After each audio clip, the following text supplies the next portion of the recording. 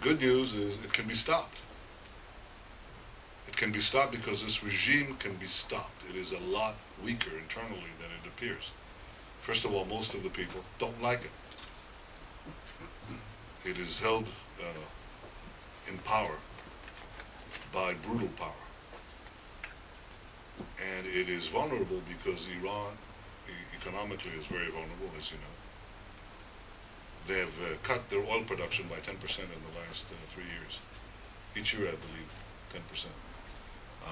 And that is not because they want to, it's because they desperately need new investment in their key crop. This is almost a single crop economy, oil. And that requires massive investments. Those investments are coming primarily from Western countries, like the French company Total. I just visited France and talked about it there. German companies, British companies, who are keeping afloat this economy. The American government has begun to act, primarily from the Treasury Department's curtailment of banking activities. But equally, I think it's very important to use right now whatever leverage we can to put economic pressure on this regime and to connect in people's minds inside Iran. A process that has already begun in the last few weeks and months, that Iran's additional economic hardships come from the fact that this regime under Ahmadinejad is pursuing a mad policy that is hurting the citizens of Iran directly economically. Because he's exacerbating the problems. First of all, they have problems because their economy is twisted, is corrupt, and diverts, and is not free and doesn't allow the natural growth that happened in Iran. But equally, they're going to curtail investments and economic activities because of Ahmadinejad's genocidal policies openly proclaimed. Genocidal in two ways. One, denying the first genocide against the Jewish people, and two, second, promising a new one at the same time.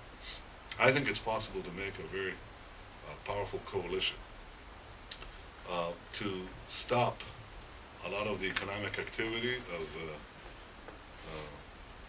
firms, non-American firms, I may say, non-American firms. Because according to U.S. law, you cannot trade with Iran.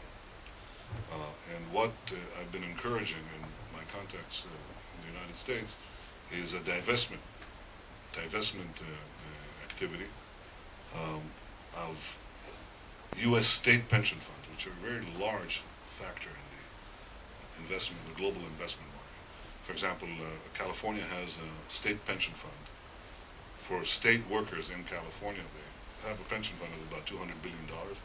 If this pension fund, called CalPERS, divests its holdings from companies that do business with Iran, those companies lose their ratings anyway. Their cost of credit goes up immediately.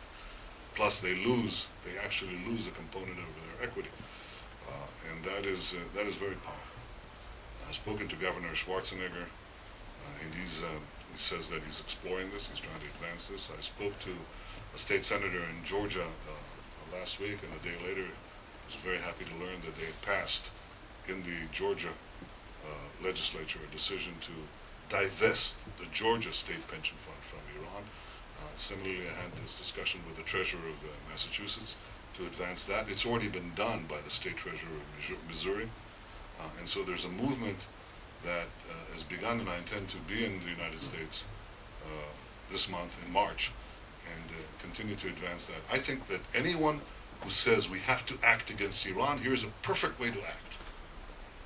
It may or may not nullify stiffer actions, but it's the first thing that you want to do, and you know you're hitting on a very vulnerable point, because this regime is causing economic havoc, and the more people understand that it is their genocidal policies that are creating an international economic reaction, that people in Iran, the ordinary citizens of Iran, understand that there's a connection between Ahmadinejad's extremism and their own personal malaise. It's very important to do that.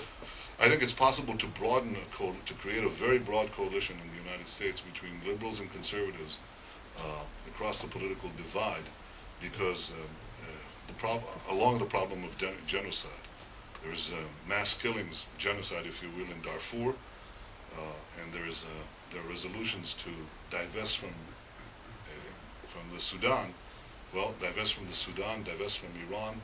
This could tie Democrats and Republicans together in an election season. I think it's very, very important. Not merely because it's an election issue, but because it's a real issue, an issue of human values and an issue of our common security. And this kind of action, from my vantage point, when I was ambassador to the UN, I could see how the UN resolutions, which had their place vis-a-vis the apartheid regime in South Africa, they did their work. But the thing that really had an impact, well, during the time that I was there, was the growing divestment campaign against the South African regime. That had tremendous impact. And this action is important.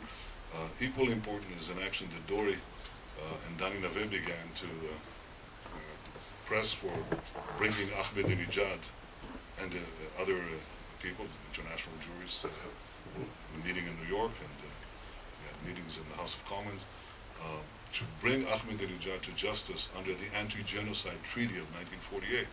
It bans not only the practice of genocide, but the incitement to genocide. And Ahmadinejad is clearly guilty of that. You may get him to be put on a watch list, if not brought to The Hague, at least put on a watch list. And this delegitimizes his regime and his tactic and his ideology, and that too is part of this component. Judicial action, economic sanctions, diplomatic actions. I've spoken to a number of Western leaders, including Nicolas Sarkozy the other day, and I said that I think that France has to adopt a very potent policy. It remains to be seen what will be France's policy following this election. But I think it's important to press on everyone who is in a position of influence and power. So I think this activity to bring, for now, non-military pressure on the current Iranian regime is very potent. One, it may work by arresting the program or by bringing a change in the regime. Two, if it doesn't work, at least it will create common ground for everyone to say that we have tried. Now, it is true that the United States has expressed itself on this issue in the last few weeks, and I think this is very important. It complements, in fact, creates a very powerful backdrop for what we're talking about. But I think this is the central issue of our time. And I think that it should not, we should not be diverted by lesser issues or derivative issues. We want to make peace with the Palestinians. I do. I will. If I return to the leadership of this country, I'll do every effort to do that. But I know that if Iran acquires nuclear weapons, it will have the power to, I would say, to bring down or collapse or shred any peace treaty that we have with the Palestinians. It would make the finding of a partner, the keeping of a partner, virtually impossible, because they actually control. Hamas came back from, Ismail Haniyeh came back from a recent visit to Tehran. He said, Iran is our strategic backbone. He refuses to recognize the rights of Israel, the right of Israel to exist. His patron country refuses to do the same. And so if Iran has nuclear weapons, this will be magnified, and it will put under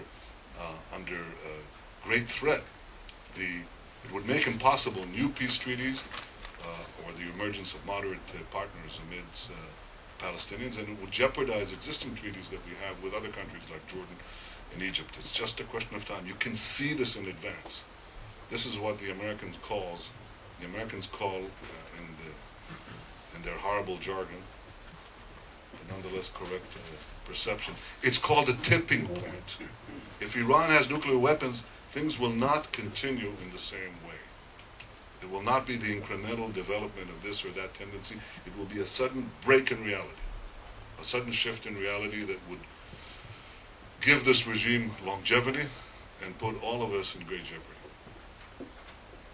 If we want to move the Israeli-Palestinian peace process, stop Iran.